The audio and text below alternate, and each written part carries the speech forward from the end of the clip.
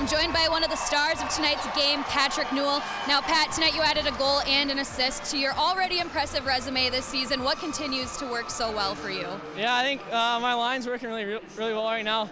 Me and Lizzo are starting to click, and Brodsy came on a couple weeks, and he's doing a really good job of helping us out. So when we're playing like we do tonight, and even last night, good things happen for us. And you head into the college hockey break with a sweep against an NCHC opponent. How are you going to enjoy some well-deserved time off? Yeah, I think these last two games are obviously really important for us. I wanted to finish the first half for the statement, so it's nice getting the 2 wins and probably rest up and have a nice break and then come back ready for the second half. Well, thanks, Pat, and great job tonight. That's all from down ringside. Jim, Pat, we'll send it back upstairs to you. All right, thanks very much. And impressive.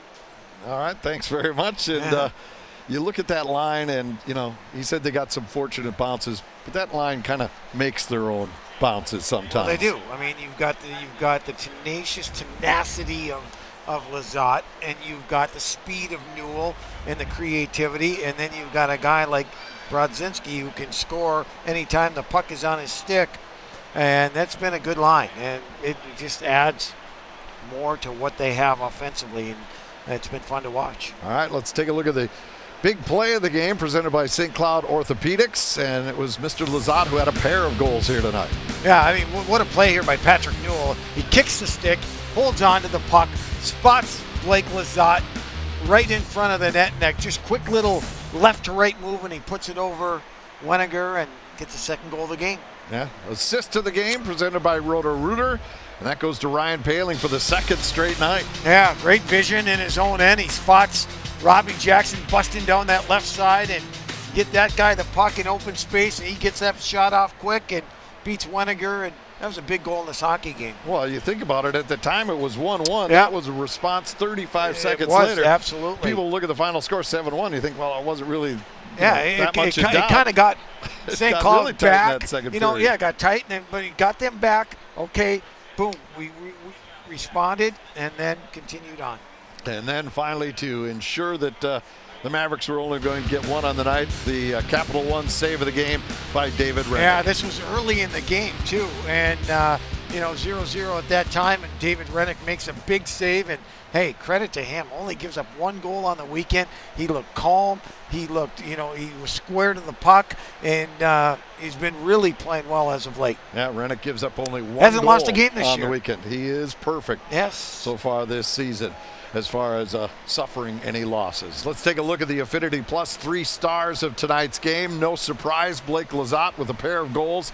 He's your #1 star. Nick Paling was the setup man, and Patrick Newell also had a very good night for St. Cloud State, who is now the #1 team sitting atop the NCHC. No question in my mind. I mean, it's a fun team to watch because it's not like you're relying on one line or one set of D. It's everybody, and it's every shift.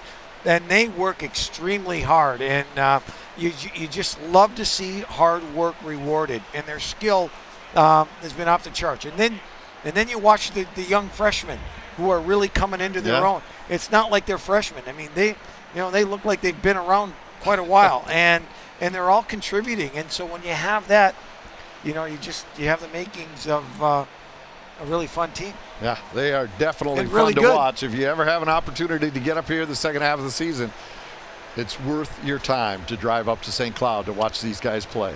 Let's go downstairs. Joe's got more on our post-game show. Joe?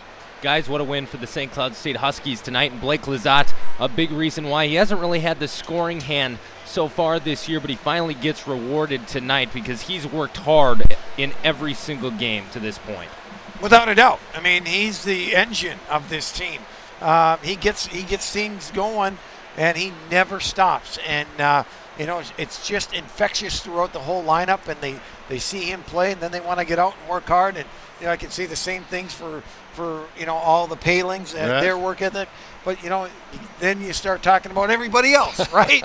And so it's been a good run this first half. Yeah, no doubt about it. And he does so many things too, Pat. He's not just scoring, but he wins draws, he kills penalties. 30 or 40 anything this you weekend? ask him. I mean, 30 or 40 through 2 periods. We don't know what he did in the third, right. but I'm sure he was just as successful. Joe?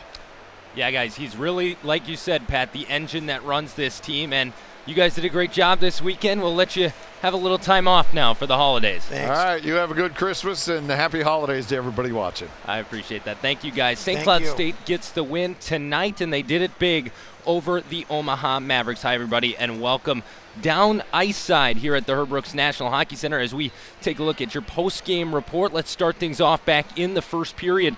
The Huskies taking on the Mavericks, looking for the sweep. Blake Lizotte creates a quick turnover and has a chance on the offensive zone, and it didn't take long for him to score. Just a minute 17 in the first. St. Cloud State has the lead. Lizotte's 5th of the year, and this sparks the fire at the Brooks Center. Later, Omaha with some jump in their step. A 2-on-0 opportunity. Point-blank chance to tie the game, but Hrenik still not allowing a goal on the weekend.